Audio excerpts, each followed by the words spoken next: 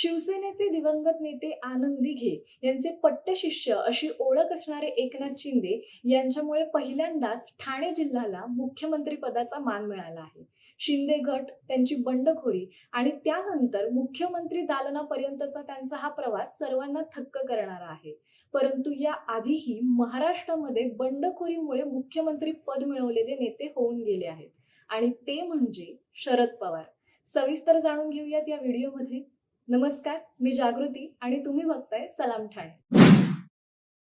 शरद पवार पहिल्यांदा मुख्यमंत्री पदाच्या खुर्चीवर बसले ते बंडखोरीमुळे, आणि ही बंडखोरी महाराष्ट्राच्या स्थापनेनंतरची सर्वात मोठी आणि सर्वात पहिली राजकीय बंडखोरी ठरली. झालं असं की 25 जून 1975 रोजी इंदिरा गांधी यांनी देशामध्ये आणीबाणी लागू केली. या आणीबाणीमुळे देशात एकच गदारोळ सुरू झाला, मोठमोठी आंदोलने सुरू झाली. अखेर 21 मार्च 1977 रोजी ही आणीबाणी मागे घेण्यात आली आणि त्यानंतर देशामध्ये निवडणुका सुरू झाल्या, ज्यामध्ये इंदिरा गांधी यांचा मोठा पराभव झाला. आणीबाणीमुळे काँग्रेस अंतर्गत आधीच धुसफूस सुरू होती, ती आणीबाणीनंतर अधिकच उफाळून आली. ब्रह्मानंद रेड्डी, यशवंतराव चव्हाण हे एका गटाचे तर इंदिरा गांधी एका गटाच्या प्रमुख झाल्या आणि काँग्रेस पक्ष फुटला. महाराष्ट्रातील वसंतराव पाटील, वसंतराव चव्हाण आणि शरद पवार हे यशवंतराव चव्हाण यांच्या बाजूने, तर नासिकराव आणि रामराव अधिक हे इंदिरा गांधींसोबत गेले. या पराभवानंतर देशात जनता पक्षाचं सरकार आलं आणि मोरारजी देसाई पंतप्रधान झाले. त्यानंतर महाराष्ट्रातही विधानसभा निवडणुका झाल्या आणि दोनही पक्षांनी आघाडी करून सरकार स्थापन केलं. महाराष्ट्रात ही गोष्ट पहिल्यांदा झाली, पण दोन्ही काँग्रेसची कामं काही नीट चालू नव्हती.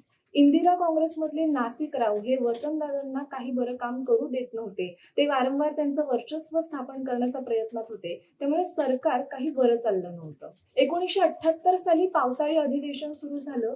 या अधिवेशनामध्ये वसंतदादांच्या सरकारमध्ये उद्योग मंत्री असणारे शरद पवार यांनी सुशीलकुमार शिंदे, दत्ता मेघे आणि सुंदरराव यांच्यासह एकूण 38 आमदारांना एकत्र घेऊन भर अधिवेशनामध्ये बंडखोरी केली आणि या बंडखोरीमुळे दादासाहेब रुपवते यांच्या नेतृत्वाखाली समांतर काँग्रेस असा नवीन गट स्थापन झाला.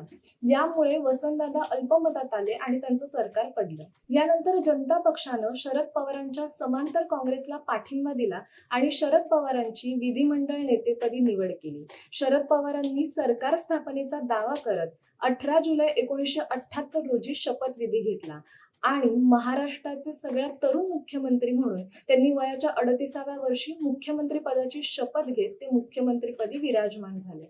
जवळपास 2 वर्ष शरद पवारांचं सरकार चाललं.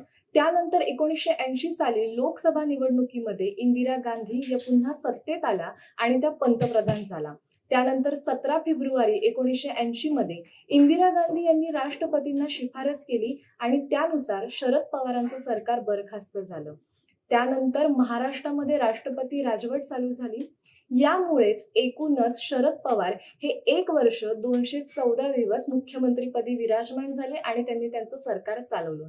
त्यानंतर समांतर काँग्रेस याचं रूपांतर समाजवादी काँग्रेसमध्ये झालं आणि ते विरोधी पक्षाच्या बाकावर बसू लागले. ती अवघी पुढची 6 वर्ष.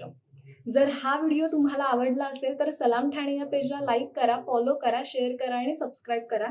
तुमच्या प्रतिक्रिया कमेंट सेक्शन मधून आमच्यापर्यंत पोहोचवा. धन्यवाद.